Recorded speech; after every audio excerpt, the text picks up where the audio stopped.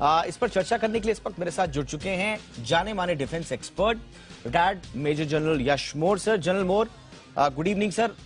Always a pleasure to have you on my show sir. Good evening sir. पहले तो बताइए कि idea कैसा लगा आपको 3 साल का?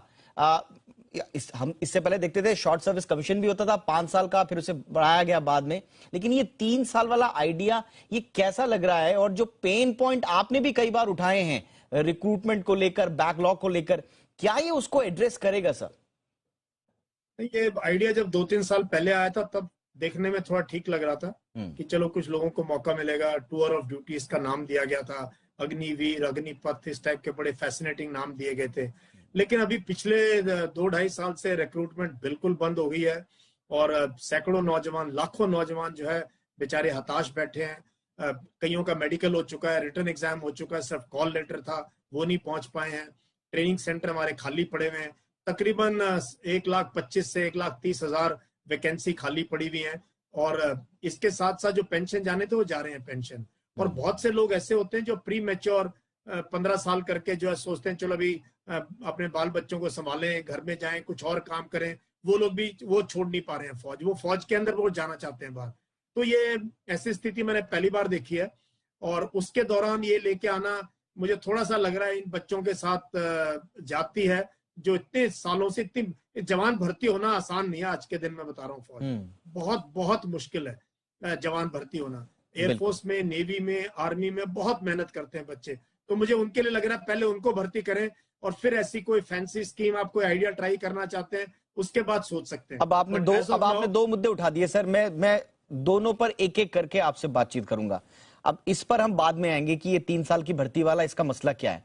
पहले आप हमें ये बताइए, आपने कहा कि जो रेजिमेंटल ट्रेनिंग सेंटर्स हैं वो खाली पड़े हुए हैं, ट्रेनिंग भर्ती नहीं हो रही। हमारे पास भी बहुत सारे बच्चों के फोन आए। इनफैक्ट एयरफोर्स का हमने देखा, उन्होंने पेपर ऊपर दे दिया, उसका रिजल्ट तक आउट नहीं किया है। अब ये स्थिति क्यों है? और ये भारतीय सेना सुरक्षा की बात है। थोड़ा सा दर्शक सोच रहे होंगे कि हम थोड़ा अलग ले जा रहे हैं डिबेट को, लेकिन जरूरी है। ये इतना सेंसिटिव मसला है कि भर्तियां नहीं हो रही हैं, पद खाली पड़े हुए हैं। पहले तो सर इसको समझाइए कि ऐसी क्या मजबूरी है कि कोरोना वोरोना हो गया, अब तो ठीक है, ओपन अप हो गई सारी चीजें, अब क्या प्रॉब्लम है भर्तियां करने में? मुझे तो लग रहा है कहीं ना कहीं कोई पैरालिसिस है बिटवीन सर्विस हेडक्वार्टर्स और सर्विस हेडक्वार्टर्स के ऊपर आईडीएस है। क्योंकि अभी क्या है, ये काफी मसले रिक्रूटमेंट वगैरह के ये पहुंच गए सीडीएस के ऑफिस में। जब से सीडीएस की अपॉइंटमेंट हुई है, सीडीएस की अकस्मात मौत होने की वजह से ये इश्यूज थोड़ा मुझे लगता है बैक बर्नर पे चले गए, कोई डिसीजन नहीं ले पाया। एमओडी के पास जाओ तो कहते हैं सर्विस हेडक्वार्टर से पूछो, कहते हैं आईडीएस से पूछो। तो इस तरीके से ना पिंग पोंग टाइप चल रही है और मुझे लगा कोई डिसीजन ले नहीं पाया। बच्चों ने बहुत, पिछले 6-7 महीनों से मैं खुद इन बच्चों के साथ जुड़ा हुआ हूँ। मैं गांव में जाता हूँ तो बच्चे यही पूछते हैं किस तरह फौज में जनरल है, भर्ती तो करा सकते हैं कम से कम, तो हम क्या करें। तो हमने बहुत कोशिश की है समझने की, और इसका ना राष्ट्रीय सुरक्षा से बहुत मसला जुड़ा हुआ है। क्योंकि आप देखो कि गलवान में अभी भी हमारे साथ चाइना के साथ स्टैंड ऑफ चल रहा है। दोनों फौजें जो है, शांत बॉर्डर था, वहां पर eyeball to eyeball सामने एक दूसरे के बैठे हुए हैं। पाकिस्तान के साथ सीज फायर हो गया, लेकिन कभी भी लाइन ऑफ कंट्रोल जो भड़कने में देर नहीं लगती है। तो जब दोनों तरफ हमारे ऐसी सिचुएशन है बॉर्डर के, उस टाइम पे हमारे पास नौजवान नहीं है और ट्रेनिंग नहीं हो रही है। और एक चीज और बता दूं मैं आपको, अगर आज फैसला करती है ना सरकार, 6 महीने लगेंगे पहले जवान को भर्ती होने में। बताइए। प्रोसेस ऐसा है और एक और चीज जोड़ दूं सर, पॉलिटिकल अनस्टेबिलिटी है पाकिस्तान में, उसका भी फायदा उठा सकते हैं। अफगानिस्तान में क्या हो रहा है, मतलब आप देखिए कि सिचुएशन बहुत सेंसिटिव है, ये इश्यू बहुत सेंसिटिव है। जितनी जल्दी इसको रक्षा मंत्रालय, सेना, सरकार एड्रेस करें उतना जरूरी है। क्योंकि सर ने बहुत इंपॉर्टेंट बात बोली है, अगर आज आप डिसीजन लेना शुरू करेंगे ना तो ये रोल आउट होने में 6 महीने लग जाएंगे। लेकिन जनरल मोर, एक चीज और मैं पूछूंगा, इस बीच जिन बच्चों की, जिन युवाओं की उम्र चली गई, उनका क्या होगा? उनमें कोई रिलैक्सेशन मिलेगा क्या? देखो मुझे सच में हमदर्दी है। देखो हम गांव से पढ़ के अफसर बन गए, हमने कोई मतलब एक बहुत बड़ा वो किया, लेकिन मेरा जो है, मेरा दिल इन बच्चों के साथ है। क्यों, मैं देखता हूँ इनको। आप कभी निकल जाओ दिल्ली से बाहर गाड़ी पे ड्राइव करके, आपको रोडों पे सैकड़ों बच्चे दौड़ते हुए मिलेंगे, हाईवेज के ऊपर। ये कौन है? सारे फौज की भर्ती के लिए इतनी मेहनत करके बच्चे जो है रिटर्न फिजिकल क्लियर करते हैं, फिर मेडिकल क्लियर करते हैं, फिर रिटर्न टेस्ट क्लियर करते हैं, फिर इनका कॉल लेटर आता है, फिर कॉल लेटर आता है। तो ये बच्चे ऐसे हैं जो कि बेचारे सब कुछ करे हुए बैठे हैं, ऐसे बच्चे भी हैं। आप बताओ, मुझे नहीं लगता कोई एज रिलैक्सेशन मिलेगी, फिर से फाइलें चलेंगी, फिर कोई कौन अप्रूवल देगा एज रिलैक्सेशन का? सर बहुत ही स्ट्रिक्ट सिस्टम है हमारा।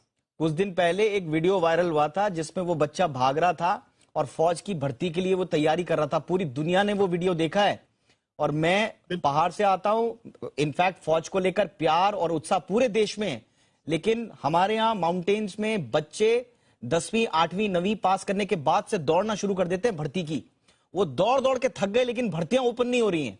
तो आज मैं जनरल मोर, आपकी बात में मैं भी अपना ये मेरा पर्सनल वो है, रिक्वेस्ट है सरकार से और आर्मी से कि प्लीज कुछ करिए, ये जल्दी से जल्दी भर्तियां खोलिए। कुछ भर्तियां खुली हैं लेकिन उनको और स्पीड अप करिए, क्योंकि ये बहुत जरूरी है और जिन लोगों की बच्चों की उम्र चली जा रही है उनके लिए बड़ा इंपॉर्टेंट होगा। बहरहाल अब आते हैं सर, अब आज का जो हमारा मेन मुद्दा है, अब ये 3 साल की भर्ती वाला जो इशू है, कहा यह जा रहा है सर कि हम अगर बहुत सारे युवा आजकल लॉन्ग रन में आर्मी को नहीं देख रहे हैं। कुछ साल पहले एसएससी का जैसे कॉन्सेप्ट आया था तो उसी तर्ज पर ये 3 साल वाला कॉन्सेप्ट होगा और सरकार कह रही है कि इसके बाद हम कॉर्पोरेट में जाएंगे। अच्छा, हम लोग तो बिजनेस चैनल हम जानते हैं कि बहुत सारे कॉर्पोरेट जो हैं वो आर्मी के रिटायर्ड ऑफिसर्स को ढूंढती हैं, क्योंकि उनमें अलग तरह की कैपेबिलिटीज होती हैं। क्योंकि आर्मी एक ऑफिसर ही तैयार नहीं करती बल्कि एक इन्फॉर्म्ड सिटीजन भी तैयार करती है। सो कॉर्पोरेट चाहते हैं कि लोग आए। उस लिहाज से, उस मोर्चे पर ये आइडिया कैसा है सर, और क्या युवा इसको हाथों हाथ लेंगे? ये आइडिया मुझे तो बहुत ही, ये ना वो, मैं क्या शब्द इस्तेमाल करूं, वो मुंगेरी लाल के हसीन सपने जैसा। अरे 3 साल के लिए जवान भर्ती करोगे आप, उसको 7-8 महीने की ट्रेनिंग चाहिए, उसका 2-2.5 साल बचेगा। वो किस मेंटेलिटी का बच्चा आएगा, कहाँ से आएगा, और कौन सा कॉर्पोरेट उठा रहा है? मेरे पास सैकड़ों सैनिकों के फोन आते हैं जो 15-20 साल करके आए, सब नौकरी दिला दो। नौकरी क्या, गार्ड ले लो, गार्ड बन जाओ। और उससे खराब एक सिपाही की पोजीशन नहीं होती, एक हवलदार की, एक नायक की, कि वो खड़ा हुआ किसी बैंक के बाहर बंदूक लेके खड़ा हुआ है। ये हमारे सैनिकों की काबिलियत है क्या? वो गनर रहा है किसी टैंक के ऊपर, किसी आर्टिलरी के ऊपर गनर रहा है, वो कोई रेडियो ऑपरेटर रहा है, उसने एयर डिफेंस वेपन सिस्टम चलाए, वो इंजीनियर्स का ऑपरेटर रहा है। इतने ट्रेड है आर्मी में, मैं बता नहीं सकता। लेकिन कहां से कौन कॉर्पोरेट उठाता है? बिल्कुल। और बड़ी लो पे स्केल पे लेके आते हैं इन बच्चों को। मुझे नहीं लगता कोई इससे कॉर्पोरेट बड़ा जी कुछ अचानक वो हो जाएगा और इनको ले लेंगे। पहले इतनी मारा मारी, इंजीनियरिंग कॉलेज के बच्चे 15,000 रुपए की नौकरी करने के लिए तैयार हैं, जो इंजीनियरिंग कर चुके हैं। ये बेचारे 10वीं 11वीं पास 12वीं पास को जो है फौज में, और बहुत से इसमें जीडी होते हैं, जनरल ड्यूटी, जो infantry, armour, mechanised infantry, ASC, ordnance, इनसे आए होते हैं। इनको अब क्या जॉब देंगे? कौन इनको? तो पहली बात तो ये है कि मुझे नहीं लगता कोई कॉर्पोरेट को इसमें सडनली कुछ हो जाएगा 3 साल। दूसरी बात, ये कौन लोग आएंगे, ये कौन सी मेंटालिटी के आएंगे? देश की ना, इस फौज ने संभाल के रखा हुआ देश की अखंडता को, एक सेकुलरिज्म को, प्लूरलिज्म को। आज भी जब देश में इतना ज्यादा जो है हेट का वातावरण है, फौज के जवान, फौज के लोग अभी भी देश के आइडिया ऑफ इंडिया को समझते हैं। उसमें ये लोग कौन आएंगे? क्या ये पूरे प्रोसेस से जाएंगे? क्या इनका रिटर्न टेस्ट होगा? क्या इनकी वैसे भर्ती होगी? वैसे होगी तो फिर कोई फायदा ही नहीं स्कीम का। और कोई 3 साल के लिए नहीं आना चाहता, ऑफिसर ही नहीं आना चाहते। ऑफिसर 14 साल के बाद, आपने देख लिया, लेडीज आई थी, सबकी सब कोर्ट में जाके परमानेंट कमीशन के लिए खड़े हुए। तो कोई एक ये नौकरी करना, फौज में आना, चाहे सिपाही आपने हो, अच्छा, ये आपने बड़ा अच्छा एंगल बताया। अच्छा, 3 साल बाद जिनको आप भर्ती करेंगे, मैं आपका एंगल लेते हुए समझना चाह रहा हूं। 3 साल तक आप जिनको भर्ती करेंगे उनको बोलेंगे कि जैसा कि हम सुन रहे हैं, अभी रिपोर्ट्स में सुन रहे हैं कि 95-96% तो बच्चे इनको बोलेंगे कि भाई अब आप जाइए। उनमें से कुछ ही बच्चों को लेंगे। अब वो 95-90% अगर फौज में रुकना चाहे तो उनका माइंडसेट उसी तरह का हो गया, तो आपके पास तो ऑप्शन होगा नहीं उनको लेने का, तो वहां पर फिर दिक्कत आएगी। और दूसरा एक चीज और समझो, आप यूनिट का एक डिसिप्लिन समझो।